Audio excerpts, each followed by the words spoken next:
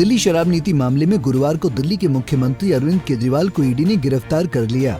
अब उन्होंने जमानत के लिए सुप्रीम कोर्ट का दरवाजा खटखटाया है। आज उनकी जमानत याचिका पर 3 जजों की बेंच सुनवाई करेगी। केजरीवाल की गिरफ्तारी पर लगातार विपक्ष सत्तारूढ़ बीजेपी पर हमलावर हो रहा है। अब की बार कांग्रेस नेता और राज्यसभा सांसद दीपेंद्र सिंह हुड्डा ने गिरफ्तारी को दुर्भाग्यपूर्ण तो बताया है, लेकिन आश्चर्यजनक नहीं। दीपेंद्र हुड्डा का कहना है कि भारतीय जनता पार्टी की सरकार के द्वारा सरकारी एजेंसियों का दुरुपयोग करके विपक्षी नेताओं को निशाना बनाने की कार्यशैली कोई नई बात नहीं है। बीजेपी ने पिछले कुछ वर्षों में देश में विपक्ष की आवाज को इसी तरह कुचलने का काम किया है और अब भी वही हो रहा है, तो इसमें कोई नई बात नहीं है।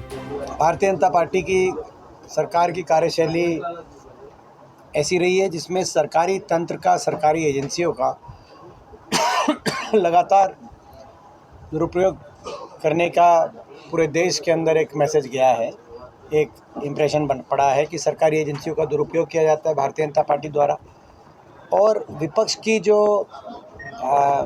आवाज़ है उस विपक्ष की आवाज़ को निशाने पे लिया जाता है। और विपक्ष के जो अलग अलग पूरे देश के अंदर जो इस प्रकार की जो विपक्ष की प्रखर आवाज़ें हैं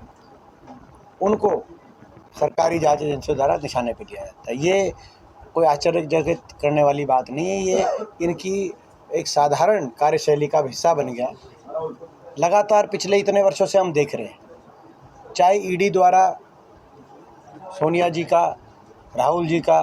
मल्लिकार्जुन खड़गे जी का, उनको समन कर बुलाकर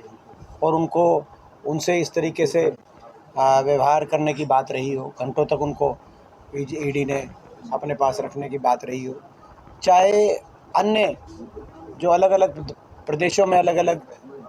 विपक्ष के नेता हैं, चाहे वो कांग्रेस हो या दूसरी पार्टियों के अन्य दलों के नेता हों, केवल कांग्रेस की बात नहीं, चाहे वो पश्चिम बंगाल में टीएमसी के नेताओं को निशाने पर लेने की बात हो, बिहार में वो लालू प्रसाद यादव जी, उनके परिवार की बात रही हो, चाहे वो उत्तर प्रदेश के नेताओं की बात रही हो, चाहे झारखंड की बात रही हो, चाहे वो कांग्रेस के अंदर मल्लिकार्जुन खड़गे जी, सोनिया जी, राहुल जी, हरियाणा में चौधरी भूपेंद्र सिंह हुड्डा जी, हर प्रदेश में जो भी विपक्ष में मजबूत कोई आवाज़ डटी रही बीजेपी के खिलाफ, उसको अपने निशाने पे लिया गया।